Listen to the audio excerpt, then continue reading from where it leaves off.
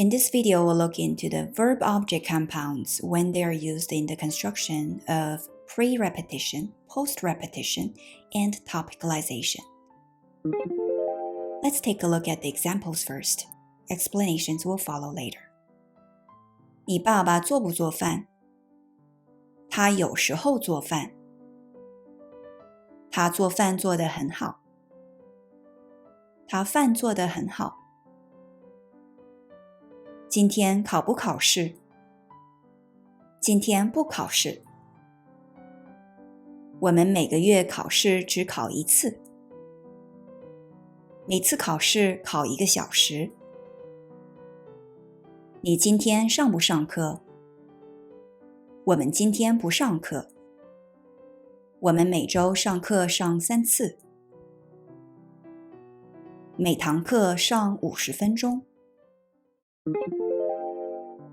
Not all verb-object compounds are extendable to the same degree, but they generally can be extended to the following grammatical constructions, which are insertion, pre-repetition, post-repetition, topicalization, and reduplication.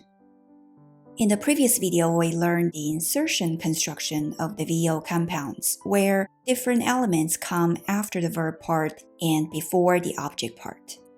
In this video, we'll continue to look into how these separable verbs are used in the construction of pre-repetition, post-repetition, and topicalization.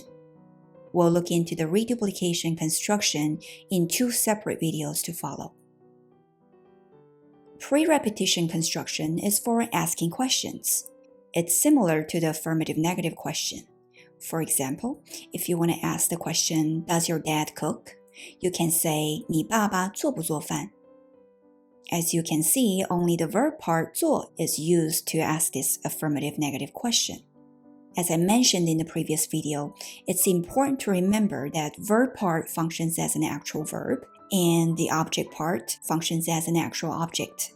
Thus, just repeat the verb part and ask 做不做饭? Also note that 你爸爸做不做饭 is different from 你爸爸会不会做饭.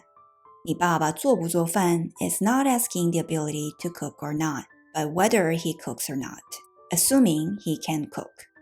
你爸爸会不会做饭 is asking whether he has the ability to cook or not. Next, post-repetition construction is used when you want to talk about the degree to which someone does something using the particle 的, or when you want to talk about duration or frequency of an activity or event. In this construction, you must repeat the verb part again after the verb-object compound is stated. Thus the name post-repetition. For example, in the sentence, 他做饭做得很好. The verb part 做 is repeated again after 做饭, then followed by 的 and the degree complement. There is a link below for you to learn more about the particle 的. Finally, topicalization construction involves moving the object part to the front of the verb part. It's similar to the topic comment structure. You place the topic first, which in this case is the object part, to indicate that the object is the topic you want to talk about, followed by the verb part. Just like in this example, 他饭做得很好. 饭 is moved before the verb 做 to be emphasized. For more on the topic comment structure, you can refer to the video below. Let's see these 3 constructions again with more examples. 你今天考不考试? Do you have a test today? This is pre-repetition. In this VO compound, 考试, which means to have a test, you only need to repeat the verb part 考 and ask 考不考试? 我们每个月考试只考1次. We take a test once every month. This construction is post-repetition. The verb part 考 is repeated again before 一次 to express the frequency of this event. Since you must consider the verb part 考 as a standalone verb in this case, the general rules for verbs apply in the same way. So the adverb 只 is placed before the verb part 考, since adverbs go before verbs as modifiers. In this example, the verb 考 is followed by the frequency word 一次, but it can also be followed by a duration word. For example, you can say 每次考试考1个小时. Each test takes an hour. In this construction, the verb part 考 is followed by the duration word 1个小时. This VO compound 考试 can also be a noun which refers to a test. So you may also consider 考试 in this sentence as a topic. So this sentence can also be considered as an example of topicalization. Let's look at another set of examples. 你今天上不上课? Do you have a class today? Again, in this question, only the 上 in 上课 is repeated. 我们每周上课上3次. We have classes 3 times a week. Notice that the verb part 上 is repeated again before you place the frequency word 3次. 每堂课上50分钟. Every class is 50 minutes. Here the object 课 is moved to the front, functioning as a topic, and then followed by the comment 上50分钟. In summary, what's important to keep in mind is to know that when you encounter verb-object compounds, consider the verb part as an actual verb and the object part as an actual object, and treat them the same way as you would treat regular verbs and objects. Thus, the verb part follows the rules of a regular verb, and the object part follows the rules of a regular object.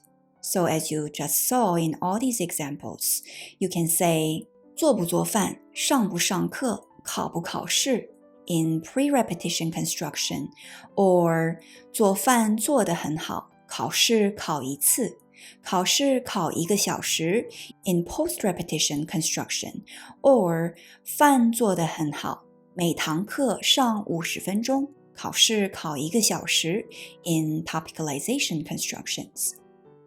Sometimes it's not very intuitive to identify VO compounds from general verbs.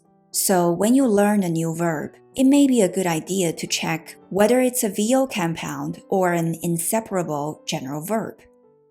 To reinforce these concepts, I'll make vocabulary videos in the future on verb-object compounds. The novelty and complexity of this kind of separation is difficult for Mandarin language learners in the beginning. But don't lose heart. With a lot of exposure to the language and practice, you will become proficient in using it. Alright, let's do some practice. Rearrange the following words to say, do you take a shower at night? You can pause the video and think about it first. Yes, the answer is, 你晚上洗不洗澡? Rearrange the following words to say, she swims very well. Again, you can pause the video and think about it first. Yes, the answer is, 她游泳游得很好. Rearrange the following words to say, can you sing this song? Again, you can pause the video and think about it first. Yes, the answer is, 这首歌会唱吗?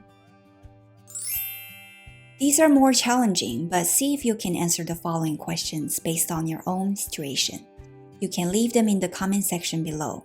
Try as many as you can, but no need to answer all of them. 你平时在家做不做饭? 你做饭做得好吗? 你每天睡觉睡多长时间? 你每个星期汉语课上几次? 你每堂汉语课上多长时间? Okay, this is a summary. You can take a screenshot and crop it out for your future reference. Thanks for watching.